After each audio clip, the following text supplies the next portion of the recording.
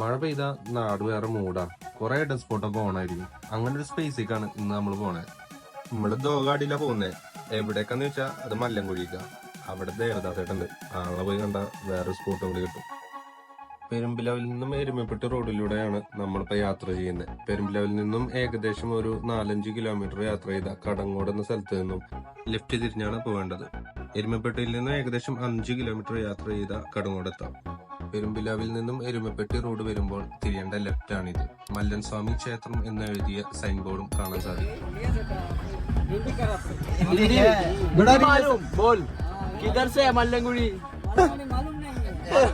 നാട്ടിലെ പള്ളി പിടിച്ചു മടുത്തിട്ടാണ് നിച്ചു ഭായിമാരുടെ പള്ളി കൂടെ അറ്റൻഡ് ചെയ്യാൻ നോക്കുന്നത്.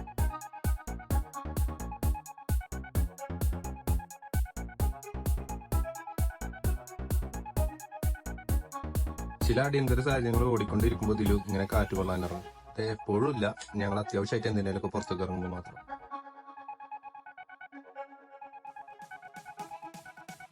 ഉള്ളിലോട്ട് കുറച്ചു ദൂരം ഓഫ് റോഡാണ്.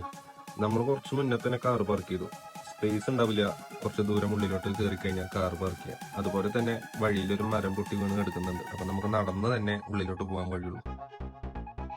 ഉള്ളിലോട്ട് നടക്കുമ്പോൾ തന്നെ ലെഫ്റ്റിലോട്ട് നമുക്കൊരു ചെറിയൊരു വെള്ളച്ചാട്ടം കാണാം. അവിടെ തന്നെ ചെറിയൊരു ബോർഡ് കാണാം, ഗവൺമെന്റിന്റെ. മഴക്കാലാണ്.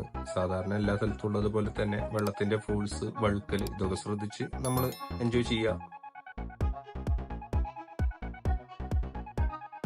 ഇവിടെ ഇറങ്ങാതെ ഞങ്ങൾ വീണ്ടും ഉള്ളിലോട്ട് നടക്കുകയാണ്. അവിടെയാണ് മല്ലസ്വാമി ക്ഷേത്രം ഉള്ളത്. നമ്മൾ നേരെ നടന്ന് ഉള്ളിലോട്ട് വരുമ്പോൾ കാണുന്ന ഈ ക്ഷേത്രമാണ് മല്ലൻ സ്വാമി ക്ഷേത്രം. ക്ഷേത്രത്തിന് മുന്നിൽ തന്നെ വെള്ളം ഒഴുകുന്നതായിട്ട് കാണാം. തൊട്ടടുത്ത് തന്നെ ചുറ്റും കെട്ടി ഗ്രില്ലിട്ടിട്ട് ഇവിടെ വരുന്നവർക്ക് വെള്ളം കുടിക്കാനായിട്ട് ഒരു ചെറിയ കിണറുണ്ട്. അതാണ് ഈ കാണുന്നത്. നേരെ മുകളിലോട്ട് കയറുമ്പോൾ തന്നെ കുളിക്കാനും ഇറങ്ങാനൊക്കെ ഉള്ള സ്പേസ് കാണാം. അവിടെ സേഫ് ആയിട്ട് ഇറങ്ങി കുളിക്കാവുന്നതാണ്. കുട്ടികൾക്കാണെങ്കിലും ഫാമിലിക്കൊക്കെ വന്നിട്ട് കുളിക്കാൻ പറ്റുന്ന ഒരു സ്പേസ് ഉണ്ട് ഇവിടെ.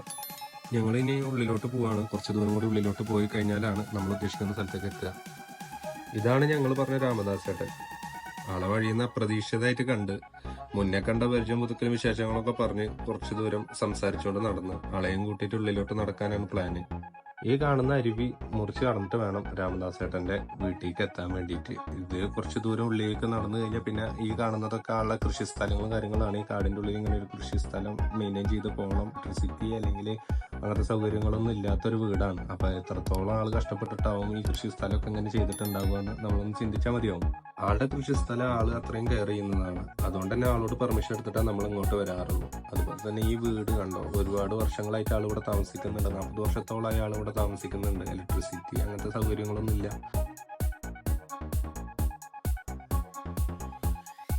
ഇവിടെ നിന്ന് താഴോട്ട് ഇറങ്ങിയാലാണ് ഈ സ്ഥലം ഉള്ളത്. മഴ ആയതുകൊണ്ട് തന്നെ വഴിയിൽ മാത്രമല്ല കുളത്തിലും മരം പൊട്ടി വീണക്കണം. ഇത്രയും ദൂരം വന്നിട്ട് നല്ല ജിൽ ബ്ലൂ വെള്ളത്തിൽ ഇറങ്ങാതെ പോയി കഴിഞ്ഞാൽ ശരിയാവില്ല എന്ന് കരുതിയിട്ട് എല്ലാരും കൂടിയിട്ട് ക്ലിയർ ആക്കാൻ തുടങ്ങി.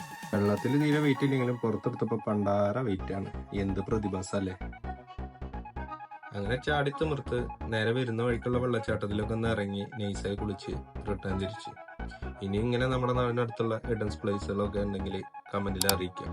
അതുപോലെ തന്നെ നിങ്ങളുടെ അഭിപ്രായങ്ങൾ അറിയിക്കാം. സബ്സ്ക്രൈബ് ചെയ്യാൻ മറക്കല്ലേ.